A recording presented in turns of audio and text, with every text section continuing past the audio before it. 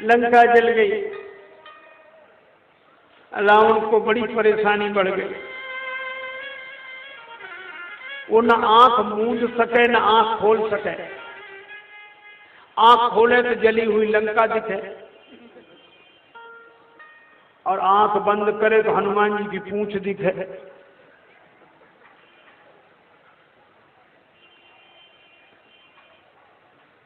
और राक्षसों की यह दशा, कोई भी बंदर दिख जाता है राक्षस हड़बड़ा के भागते। वही सोचे वो ही है जिसे लंका जला जाए। अब बंदर तो सभी ऐसे ही दिखते हैं। वहां निशाचर रहाई सशंका, जब ते जारी गए कपिलंका।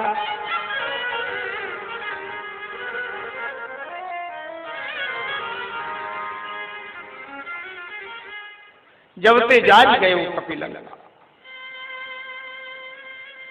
रावण को स्वयं परेशान, प्रजाजन शंकित।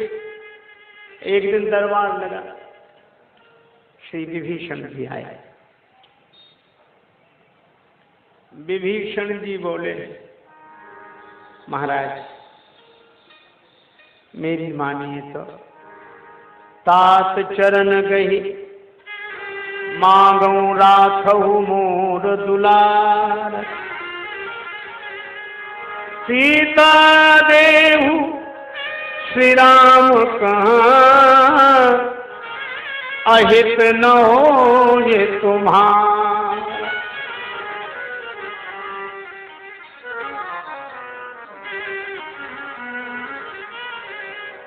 श्री सीता जी राम। रावण बोला, मुझे समझा रहे हो? मुझे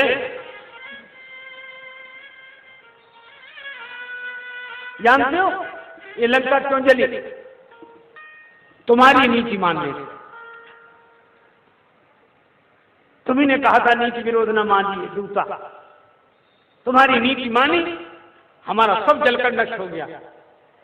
इसका अर्थ है कि तुम जिसे समझाते हो, तुम्हारी बात जो मानता है उसका सब कुछ नष्ट हो जाता है। तो ये नीति हमें काहे को समझा रहे हो? सठ मिल जाओ कि नहीं कहो नीति। ये नीति उन्हें समझाओ ताकि उनके यहाँ आग लगे। तुम्हारी वजह से हमारे यहाँ आग लगे। विभीषण जी ने कहा ऐसा न कहें अग्रज, जो आग लगी है उसका दुख हमें। तुम्हें क्या दुख होगा? तुम्हारा मकान जला, जो तुम्हें दुख हो। बड़े आए दुख देने मानने वाले। मैं पूछता हूं, जब पूरी लंका जली तो तुम्हारा घर क्यों नहीं जला?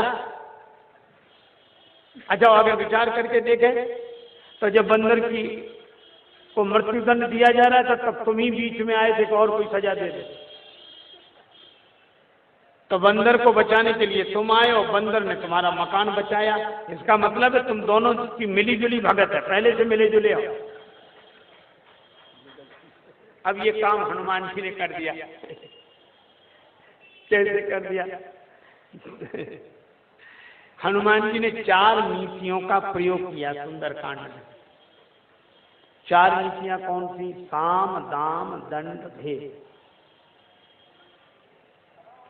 साम कहते हैं समझा बुझा दो, हाथ जोड़ लो, मान जाए, मामला खत्म करो। तो साम नीति कहाँ है? विनती करो जोरी कर रावण, ये साम नीति। हाथ जोड़ने भैया, मान। रावण पर साम नीति का कोई असर नहीं हुआ। तब हनुमान जी ने दाम नीति का प्रयोग किया। दाम नीति, कुछ ले दे लो, मामला खत्म कर। दाम नीति में लोभ दिया जाता है। हनुमान जी ने कहा कि देखो तुम अगर हमारी बात मान जाओगे तो तुम्हें बड़ा फायदा होगा। क्या फायदा होगा?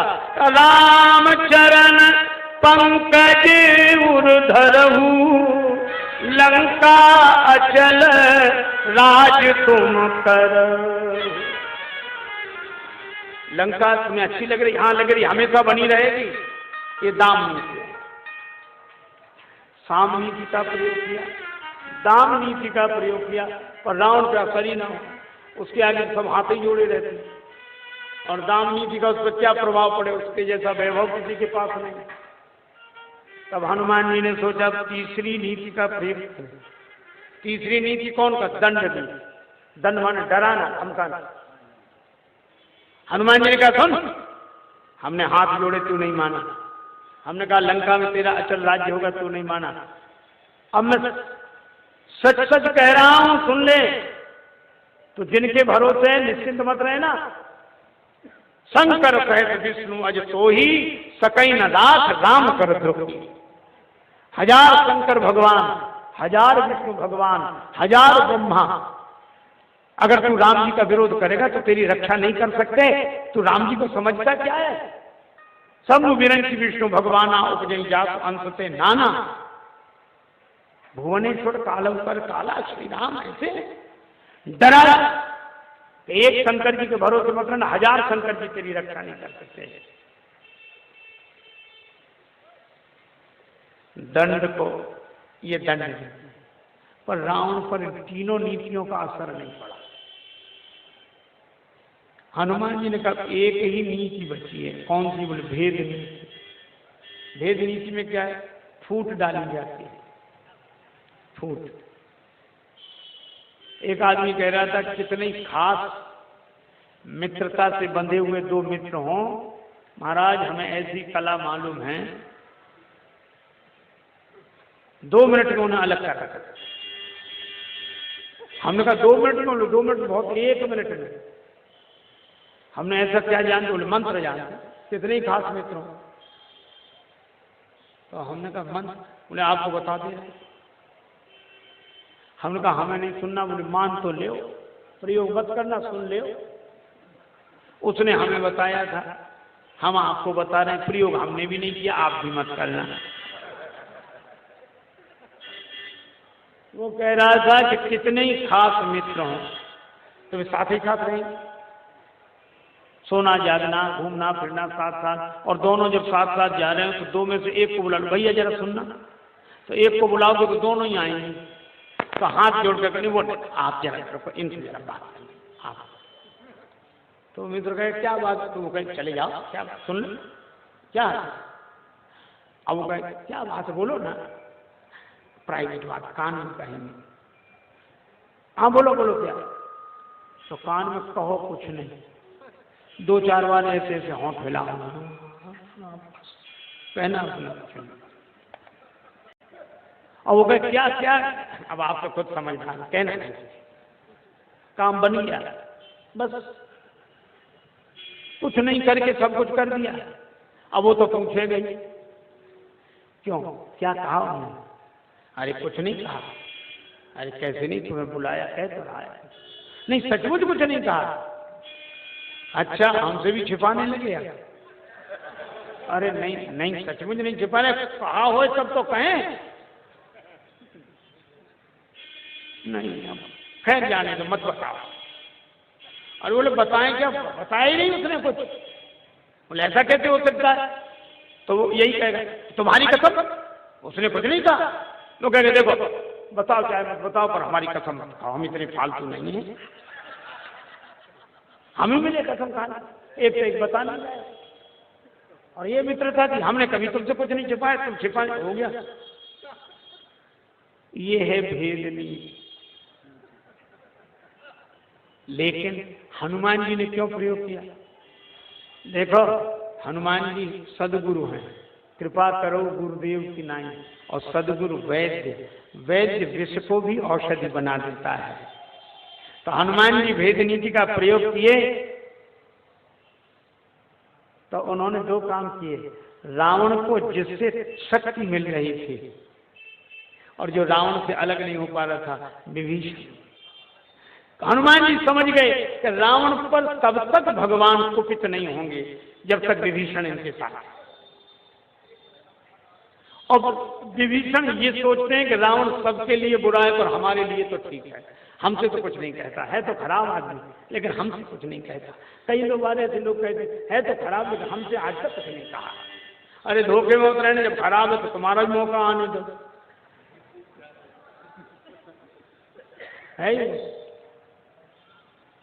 विभीषण बोले है सब, लेकिन भाई है। हनुमान जी बोले ठीक है। अब विभीषण जी को अलग करना था, क्योंकि विभीषण अलग जब तक नहीं हुए तब तक भगवान ने रावण के मारने का निश्चय नहीं किया। वेद विरुद्ध महीसुर साधु सशोक किए सुरलोक उजारो, और कहा कहो तीय हरि तबहू करुणा कर कोप न धारो, तबहू करुणा निधि कोप न धारो, सेवक छोहते ठाणी क्षमा तुलसी लख्यो राम स्वभाव तिहारो, और तौलो न दाप दल्यो तत कंधर जोलो विभीषण लात न मारे। और हनुमान जी ने कहा विभीषण को अलग करें तो आप समझाते तो अलग हो जाएं। हनुमान जी बोले समझाने से सब अलग नहीं होते, दो चीजें चाहिए। संत की बात तब लगती है, तब असर करती है जब अपनों की लात लगती है। अच्छा, कई लोगों को अपनों की लात तो रोज लगती पर उन्हें बात नहीं लगती, वे रोज पिटते हैं और बात, और जिन्हें बात लगती है उन्हें लात नहीं लगती, दोनों लगे हैं। देखो बात बेकार नहीं जाती। एक सज्जन बोले सत्संग करने से क्या फायदा है, संतों के वचन सुनने से क्या फायदा? हमने फायदा है। बोले हमें तो कुछ फायदा नहीं दिखाई देता। हमने कहा आप ऐसे सोचो, पुराने जमाने में वो घड़ियां रहती थी अलार्म वाली, तो उनमें अलार्म भरते थे। अच्छा आप बताओ, जब भरते थे तभी बजता था? घड़ी में जब अलार्म भरते तब नहीं बजता, और ये समझ में नहीं आता कि क्या कर रहे हैं, पर तब तो नहीं बजता। लेकिन घड़ी में अलार्म जिस समय के लिए भरा जाता है उस समय बजता है कि नहीं?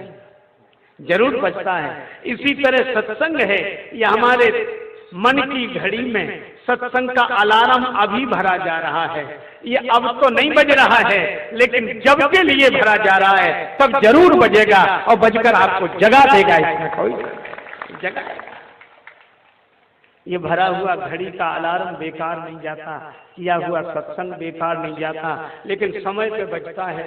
ये संत की बात तब याद आती है जब अपनों की लात लगती है। एक सज्जन, देखो कितनी अद्भुत बात। विभीषण जी महाराज गए रावण के पास, रावण ने बहुत, विभीषण जी की बात तुरंत मान लेता था रावण, पर आज नहीं मानी। क्यों? हनुमान जी भेद डाल गए, रावण का मकान जलाया नहीं, पूरी लंका फूंक दी, तो फूट पड़ गई थी नहीं? रावण बोला हम तुम्हारी मान ही नहीं सकते, तुम्हारा मकान क्यों बचा? इसलिए पक्का है ममपुर बस तब सन प्रीति, सठ मिल जाओ से नहीं तो नीति। विभीषण जी ने बहुत चरण पकड़े, पर असकय कीन से चरण प्रहारा, लात मारी। बस यही है, झूठे रिश्ते झूठे नाते किसका कौन हुआ है? झूठे रिश्ते झूठे नाते किसका कौन हुआ है? कब बाजी उल्टी पड़ जाए जीवन एक जुआ है, कब बाजी उल्टी पड़ जाए जीवन एक जुआ है। परछाई भी होती पराई, परछाई भी होती पराई, सुख की आस सजो मेरे भाई, सुख की आस सजो मेरे भाई। ये जगत बड़ा सुखदाई, जगत बड़ा सुखदाई,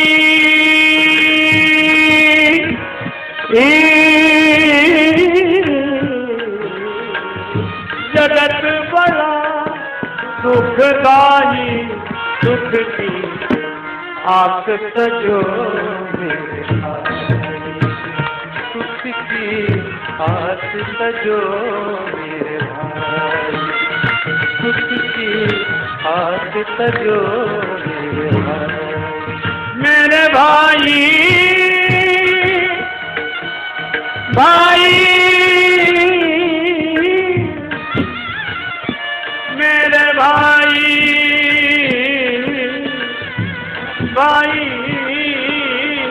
भाई,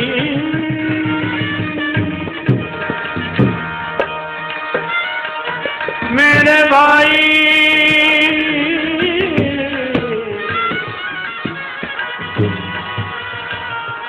आसत जो मेरे भाई, मेरे भाई, मेरे